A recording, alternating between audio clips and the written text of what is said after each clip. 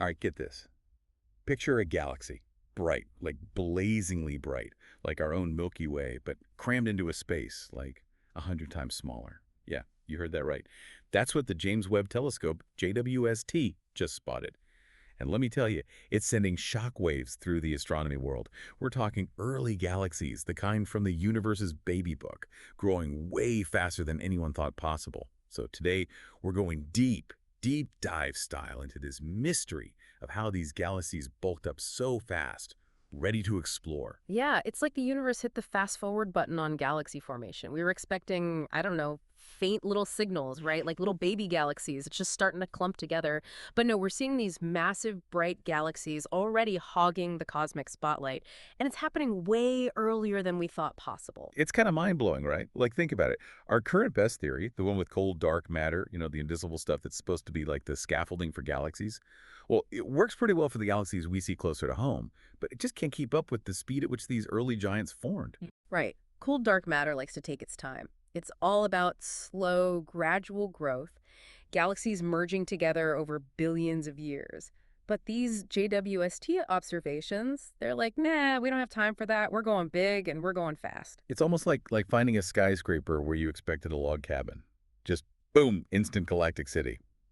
And this is where things get really interesting, right? Because there's this other theory. It's been kind of waiting in the wings, for its chance to shine. Hmm. And it's called MOND, Modified Newtonian Dynamics. And it might just explain what cold dark matter can't. Yeah, MOND. It's been around for a while, kind of like that friend who always has the crazy ideas, but sometimes those crazy ideas turn out to be brilliant. Exactly. Ugh. So what is MOND and why is everyone suddenly talking about it? Well, the basic idea is that gravity at those mind-bogglingly huge distances we're talking about, at the edges of galaxies with incredibly weak forces, it might not work exactly as Newton described it. See, with MOND, instead of needing dark matter to explain why galaxies spin faster than they should, it suggests maybe, just maybe, we need to tweak how gravity works at those scales, like a little adjustment to the cosmic rulebook. So instead of adding new stuff to the universe, MOND says, hey, let's just fine-tune the laws a bit. And here's the thing that really makes you go, Hmm. MOND predicted these big, bright galaxies, like way back when, decades ago. Exactly. And there's this astrophysicist, Stacy McGaugh. He's at Case Western Reserve University, and he's been studying MONE for years. Well, Huh. in his recent research, published November 12th, he pretty much said, and I'm paraphrasing here, I told you so. And honestly, you don't often see a theory's predictions get confirmed so dramatically. Talk about a mic drop moment. But hold on, I've heard some scientists are saying that some of these super bright objects JWST is seeing might not be full-blown galaxies, but actually supermassive black holes. Yeah, that's true. Some are saying that. But here's the thing. Even if some of them turn out to be black holes, it just it kind of shifts the problem, right? Instead of too many early galaxies, we'd have too many early supermassive black holes, which is, well, equally weird. It's like no matter what, something unexpected is going on in the early universe, and we need an explanation. It's like a good detective story, you know? You gotta follow the clues. So let's dig a little deeper into this MOND thing. It's not just some random idea. It came about trying to explain this other puzzle that's been bugging astronomers forever. It has to do with how galaxies rotate. Oh, yeah. Yeah, I remember hearing about this. Something about galaxies spinning, like way faster than they should, based on the stuff we can actually see, the stars and gas and all that. Exactly, exactly. For decades, astronomers, they've been pulling their hair out over this. You see, according to like Newton's law of gravity, stars way out on the edge of a galaxy, they should be moving like way slower than the stars closer to the center. Just like, planets further from the sun, they orbit slower. Right, right. Makes sense, I guess. Further away from the gravity source, the weaker the pull should be. Right, yeah. But here's the thing. Observations show that stars on the outskirts of galaxies, they're zipping around way faster than they should if we only consider like the stuff we can see, the visible matter, the stars, gas, dust, all that. So it's like something's missing. Something's adding this extra gravity, to keep those outer stars from just flying off into space. And that's where dark matter comes in, Yeah. like the cosmic glue, the invisible stuff holding everything together. Yeah, precisely. Dark matter, it was like proposed to explain that missing gravity. It's this mysterious stuff, can't see it, doesn't interact with light, hence the name dark, and it's thought to be like a huge chunk of the universe's mass, providing that extra gravitational oomph to explain those super fast galactic rotations. But then MOND comes along and says, hold on a second. What if we don't need to, like, invent this invisible stuff? Ah, What if it's just, like, our understanding of gravity that's a bit off? exactly, yeah. MLD's like, what if at those crazy weak gravity levels way out there on the edge of galaxies, what if gravity, like, acts a little differently than we thought? So instead of adding new ingredients to the cosmic recipe, Emily's like, let's just adjust the cooking instructions a bit. Ah, I like that. And remember, this isn't just like pulling stuff out of thin air. MOD's been making pretty accurate predictions for decades. And now these JWST observations, well, they seem to back it up even more. But if Mamondi is so good at explaining things, why hasn't it just, like, taken over, totally replaced the whole dark matter idea? Well, there are a few reasons.